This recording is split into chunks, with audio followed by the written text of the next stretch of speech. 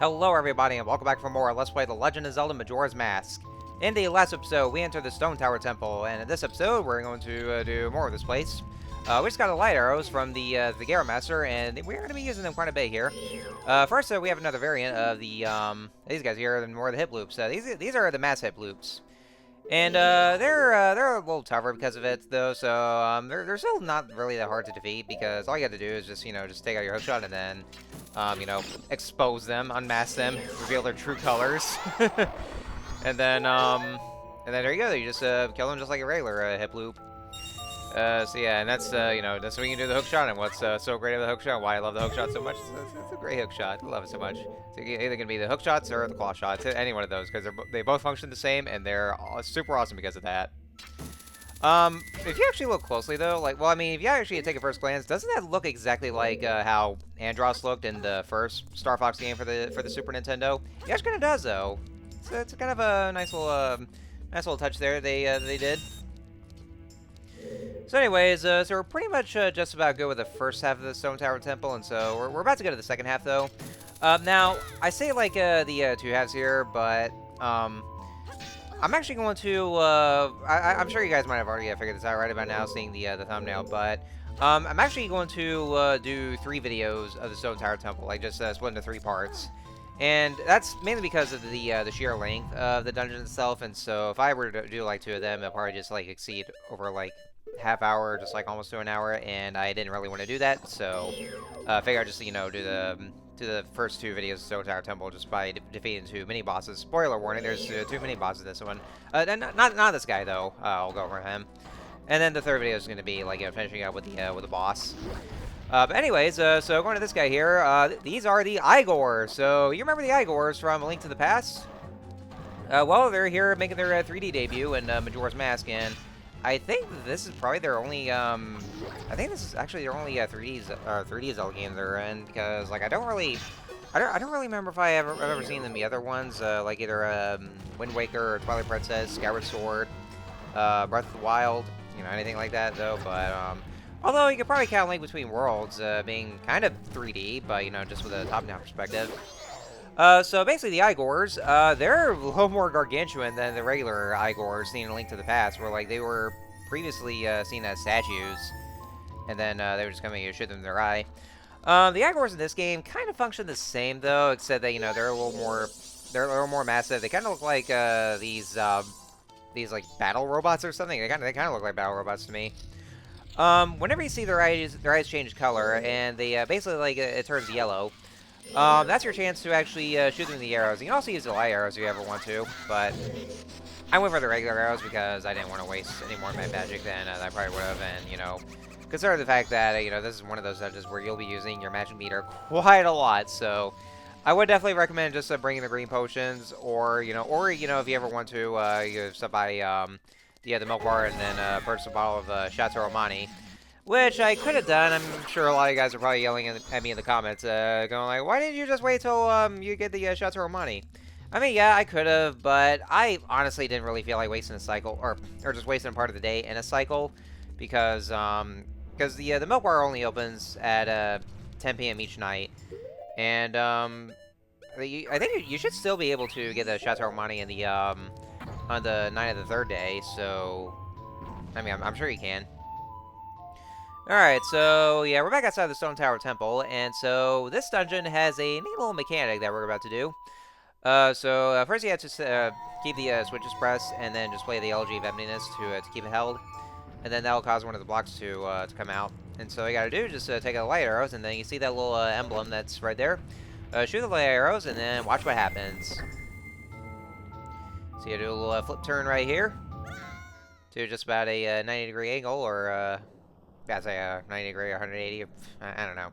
And whoa, what the hell just happened? What's all the trippy music? And whoa, that's rather strange. What just happened? Well, actually, you know what happened. We basically flipped the whole dungeon upside down. Well, not so much upside down per se though, but like, more so inverted. I mean, that's probably more accurate. Also, if you saw those platforms that I just hopped across, if you look closely. You can actually see the Triforce symbols on them.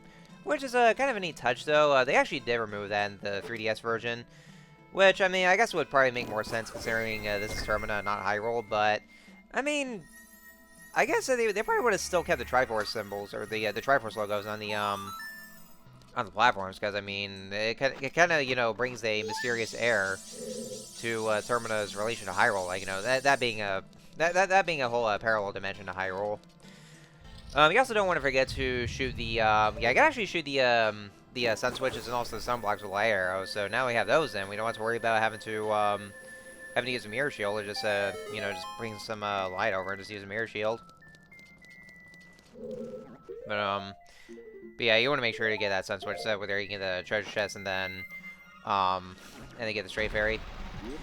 So yeah, that's basically what I mean about this dungeon being long, because, you know, because this mechanic here, you know, this whole dungeon being inverted, and then, you know, we're gonna explore the dungeon, only just, you know, we're basically exploring the ceilings, and where the ceilings are the floors are the ceilings, so, and vice versa. So, you know, it's actually a pretty neat mechanic, because, you know, it makes the whole thing interesting, and why this is actually real cool and awfully mysterious dungeon here. Once you get into those air geysers, oh, actually, well, I almost kind of forgot to use the fire arrows on the on that ice switch. I was gonna say like ice switch, but then there's also ice switch, so it kind of goes the same thing, right? Heyo. But anyway, yeah, if you step on foot in those air geysers as Deku Link, then that's when he'll immediately pull out his flowers and then just paraglide upwards. So just use the Wind Currents to your advantage.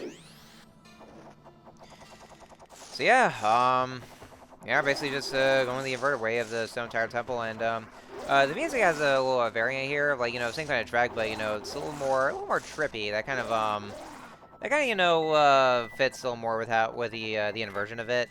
Although I will say, I actually remember hearing this SilvaGunner rip, where it's actually you know, the Stone Tower Temple that's inverted.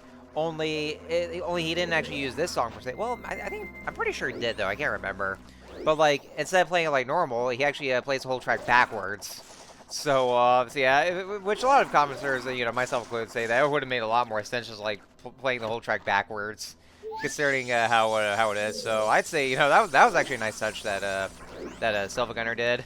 It's actually pretty cool like that. But anyway, if you guys are ever curious, I mean, I'll post a link in the description if you ever want to give it a listen, and you know, just listen for yourselves. It should still be there, hopefully, because, I mean, you know, I'm pretty sure they're not really going away anytime soon. I mean, they better not, because, I mean, they're really fun and interesting to listen to, just hearing all those SilvaGunner rips and various games and their soundtracks. And we got more of these mass hip loops with these Andross knockoffs there, where I mean the Super Nintendo Star Fox 1 knockoffs of Andross. Anyways, yeah, I guess that's pretty much all there's to talk about. So, I mean, you know, just not much else to say. I do want to, I gotta say though, you want to keep in mind though is that, like, you know, for the sake of getting all the stray fairies, then we're actually gonna have to go back and backtrack to its back to the dungeon's normal position, because like, even though we're actually going through the second half, we're not exactly going to be done with the dungeon even after going through everything, though, because like, you know, because of all the because we're still going after all the stray fairies, and the stray fairies will actually have to require having to backtrack to the normal position of this dungeon just to get those. So it's basically like a, you know, just more open-ended. So so yeah, there's some things they can only reach by doing the having this whole dungeon flipped upside down, but, you know, there's also the thing with having to backtrack as well. So that's basically what's going to entail. And then after that, then to get to the boss, it's actually going to have to be where the inverted part of the dungeon. So that's actually the only way to actually get to the boss. So yeah, we're going to be doing a little bit of back and forth there. So yeah, it's a little complex because of that. Now, I mean, granted, it can still be straightforward if you're not really going after the stray fairies, because for one thing, the price for getting all the stray fairies in this one and recompleting the Great Fairy is actually going to be this one cool item, which is entirely optional, though. I mean, it's not really going to be it doesn't really benefit that much for this game itself in terms of progression, though. But it is actually still a powerful item that we're gonna be getting. Although it is weird to do so because of, well, I mean, I'll explain that, but it kind of involves muscle memory, and it's gonna be very weird. But we'll see once we actually get to the one. But the prize itself doesn't really hamper too much, though. So I would say that the Stray Fairies are a little more optional than anything. So I mean, you don't really have to get all the Stray Fairies if you don't want to, but because of the fact, for the sake of doing this Let's Play, and since I did say that, if it's a Let's Play, they gotta be doing 100% of this one, then yeah, that would mean that, of course I'm gonna have to go after all the Stray Fairies, because we're supposed to get everything there, and, it has to make this game more meaningful, because, like I said, Majora's Mask can be a very short game, only because of the 4 dungeons they have here. So, by about like 2 or 3 hours, and you'll actually be done with this game, and then that's bad because the amount of dungeons. There's like only 4 of them. But then again, though, considering that if you only go for that one, then you'll be missing a great chunk of the whole world building of this game, because that's actually one thing that Majora's Mask really excels at, is the world building and the characterization, and the whole motivation that you have to do, and just making all the characters and NPCs sympathetic. And it's not every day they actually see games going like that, within NPCs of all things, even though they're not really like plot important characters. And this game does a real good job of handling all that, and that's why I fucking love this game to death. And why I always just I always just have it as my top pick because of those things. So, because of that, then, if you actually just miss out on everything, like, it's one of those things that you really don't want to miss out on, because, it doesn't really, because if you miss out on everything, it really makes the whole thing feel, like, less accomplished. Like, you really feel like you could have done a lot more, and, it would have made the adventure a lot more worth it if you actually were to do everything, and then, just helping all the people with their problems, and then, you feel like you feel so much more accomplished. And that's what I like to do about these kinds of games. I just I want to have the complete satisfaction of how far I've come with getting all those there. And it's the same thing with Breath of the Wild and Tears of the Kingdom, because both those games are open-ended. Because well, I would say more in the case of Breath of the Wild, because after you get done with the tutorial, like in the Great Plateau, then you can actually just head straight over Ganon, even though it's extremely risky to do so, but it is possible. But, just doing that, then you're here for the fight of your life if you do so. Just so, doing the final confrontation of Calamity Ganon. But, it is possible to actually just go straight to the final boss right then and there, and then just be done with it. But, but even for an open-ended game like that, that's actually something that I personally don't like doing, though, because, for my, for any of my playthroughs of Breath of the Wild, I'd rather just, feel more accomplished and get the complete satisfaction, because, and so that's why that, I'd rather actually have to go after pretty much everything, and including having to get all the shrines. I could probably just just skip on the rest of the Korok Seeds. I mean, I only just do so for upgrading my inventory, because that's what we do. Because the rest of the Korok Seeds can kiss my fucking ass. But just those, and get all the shrines. But also you want to do the story progressions and all that, and maybe some side quests as well if you ever feel you want to do so. But like, doing the more important story progressions, like, going to the areas, and then, doing the Divine Beasts and all that, I'd rather actually do those, just having to do the story progression, and then, just build myself up some more power, and, just more, and basically everything, get all the memories, and, and then that way there, after all that's said and done, then I go after Calamity Ganon, and so that way there, I actually had the complete satisfaction for that. And that's something I rather would very much do, instead of just go over right then and there, because I mean that'd just be way too reckless. And, something that even the King of Hyrule says that it's actually very reckless, and even suggests seeking out information from Impa in Kakariko Village, and see where to go first. And so that's where the whole main story progression comes into play. Now, I'm not sure if Tears of the... Well, I know that Tears of the Kingdom is also pretty open-ended, though, and I'm pretty sure... Well, I think you can still get to the final boss without having to do everything else, but I think it's a little more linear. Well, I mean, the way I see it, because, I mean, I haven't really seen anybody do anything else, because that's basically all I did, is just, like, go through the story and still getting everything like I did before, and then going straight to the final boss, and that's how I was able to beat Tears of the Kingdom.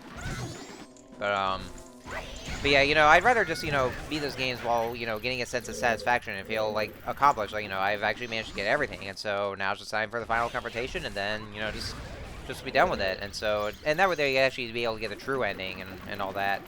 Because, like, that's what it is, just seeing the true ending and then, just, seeing how much you've done. And so that's the feeling I get for those games. And even with this game as well, I just rather have a more satisfactory adventure.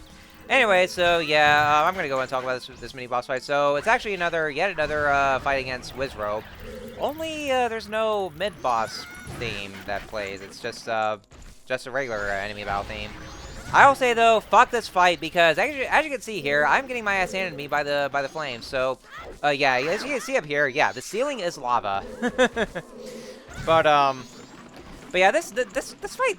I've had such a miserable time against this fight here, and I guess I probably could have gone on one of those spots here, but you want to make sure to there's those fire rocks that come down from the lava ceiling, and there's also the fact that he used the fire base magic here that he shoots at you, and so I just slash with the sword, basically the same as you do with all the other Wizard fights, but I kept getting hit with the flames already just kind of smoking out there, and I still get hit by it somehow, even though it kind of looks like the opacity was kind of just fading out there, but well, just a little lower. But like I struggle very much with this one because just having to get hit by those fire rocks constantly, that just keeps coming out of nowhere, and then getting hit all around. And I tried to Z-target the Wizrobe, but that didn't work at all. Like well when he's up on that upper platform.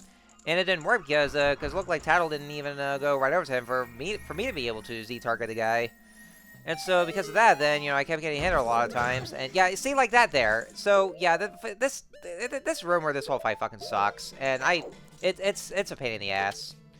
So yeah, I think that's the room where we bought the armor section. Oh yeah, I see that right there. God damn it. So yeah, I was trying to hook shot over to that treasure chest, and I still kept getting hit. So. Yeah, this fight fucking blows. Now, if you actually Con Flames, you will gradually take more damage here. So, to actually mitigate this, you have to just do the forward roll or the dodge roll to get rid of the flames. So, kind of one of those rules that just stop, drop, and roll, because if that's one of the things you have to do. If you're close, catch on fire, just stop, drop, and roll. That's the rule that they make here in case anything like that happens. If you guys seen those fire safety instructional videos back in school. Also, this is our first counter of the pose. If you also Z-target them, they will turn invisible, and you have to wait until they reappear. And I did not mean to go up these stairs here. The game just programmed to where Link will automatically go up them. So I didn't mean that right there. But yeah, make sure you don't really log on to the pose, and then you actually be able to fight them like that, because otherwise they will turn invisible. They also leave out their ghostly spirits they can catch in the bottle, which they can either damage you, or they can fill up your heart meter or your health meter by just 1 unit though, or just 1 heart. But it's kind of a mystery at this point. But yeah, I think this is actually the only encounter with this pose. But speaking of those fire safety instructional videos, like I actually still remember this one video, like back in kindergarten, where my teacher at the time actually showed us. It's the I'm sure you guys might remember this, but it's one where where it has the talking smoke detector, who's voiced by Gilbert Gottfried. Yeah, I actually remember that much though. So yeah, it's something I can never forget, because it's Gilbert Gottfried voicing the talking smoke detector. But yeah, I'm sure you guys remember that. So. And also some new enemies right here. These are Death Armos. Death Armos, I mean, their name kind of sounds intimidating. But they're actually a little amusing to see when they get defeated, though. So what we have to do is you have to stun them with the light arrows, because you see the that light arrow emblem on there, and then yeah, as Sal said, it should shed some light on this situation. Yeah, nice little pun there. But yeah, if you shoot that emblem in the center there, then they actually get stunned, and they will flip upside down. And then if you go right into them, then they'll detect you, and then they'll attempt to squash you, but then you actually just dodge them. And then if they do so, then they actually hit the ground, and then that's how they begin to self-destruct, and then that's how you kill them. Sorry about the noise there. I accidentally just flipped my thumb onto the microphone, so yeah, sorry if you actually heard that there. But yeah, that's basically all there is. So, so yeah, since we're actually going through the invert version, there's actually some areas that can be recognizable. Like I know this is one where we hit all the switches and where all the bomb shoes are, but you know it's kind of hard to tell which area you're at. I mean, I tried to just take a closer look and just make out where exactly we are. But I know there's the little maze where the switches are, and you know we have to do that little switch puzzle and then just kill the bomb shoes and whatnot. That were just you know, going all over us, because you know that's how they're absolutely annoying because of it. Yeah, my sinuses are bugging me again. Yeah, I'm trying to try as much as I could, just speak a little clearly though. But you know, it's just, you know, I'm having issues with my my sinuses, so that's always annoying. And yeah, I can see here that yeah, because of the inversion here, then you know, see the all those bomb fits are all like in the they're all in the sky. It's kind of like, you know, if Link ever falls down, then he basically just falls right into outer space. Kind of think of it though. I mean, you know, it probably would have been interesting though if there was actually, like, you know, a space-themed dungeon, because well, in the Zelda series. But I'm pretty sure it's never really gonna happen though, because I mean it's never. I mean, it hasn't really, we've never seen it in any of the Zelda games. Like, those, like, the farthest we ever get is, like, up in the sky, and, you know, considering, you know, Skyward Sword, because of the whole sky setting, then, you know, probably the closest we ever get, though. But there were other Zelda games before that had those sky-based dungeons. Like, there was City in the Sky, Twilight Princess, and then well, I guess you could argue that Wind Waker kind of had us ascend a little higher up in the sky, because you know with the whole lore of the whole setting, Wind Waker is that, you know, it was basically Hyrule all, like, you know, flooded and submerged underwater. Spoilers if you haven't played it though. Although considering the game is like almost like 2 decades old, and you know then you know, I guess it probably wouldn't be much of a spoiler anymore though at this point though. But I mean, you never know. But anyways, so I saw myself there. We have another mini-boss here. Yeah, 2 mini-bosses. Well, I mean, the other dungeons did, though, but 2 different ones. This is Gomez. There will be no one to it if he can't get those bats away from it. Does that shed any light on this situation? Oh, okay, you know, I guess she didn't really say anything for the Death Harbor, so I was kind of mistaken there. But yeah, she is that point right there that I was mentioning, but I was kind of jumping ahead. I was thinking this mini-boss. So there's actually, like, different ways you can attack Gomez here. So, like, he's guarded by all these bad bats, and what you have to do is that you want to use the light arrows to get rid of those bats, and then you can actually either slash him with a sword on this yellow glowing orb that he has here. That's his weak point. You can also shoot him the arrows, but also light arrows, because that actually gets more damage there.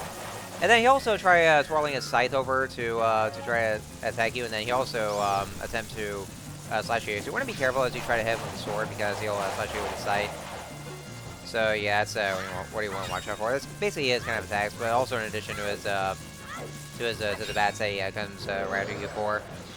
So yeah, kind of like the Grim Reaper, I would say. Well, I mean considering Terminator here with all the concepts of death, you know, there has to be the Grim Reaper.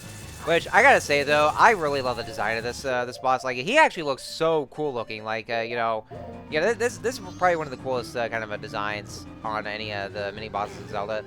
And yeah, I just had to use a green potion because this game wasn't giving me any for some reason. So yeah, one of those things where the game never gives me anything that I want to. That'd be cool like that. But you know, I gotta say, I love the design of this mini boss. You know, not only does it look absolutely intimidating and kind of eerie looking, but like, you know, just the way he looks, like, you know, his cloak and his and the scythe, you know, this whole Green Reaper vibe, and you know, it's associated with the bats, you know, and it really has such a cool looking design. That's just here. It makes one of the coolest looking boss fights or mini boss fights there ever was. But now that it's down for the count, we're gonna go ahead and open this clearly obvious looking chest that we already very well know that what we're gonna get. So they still kind of mystery. It's just having to open the chest.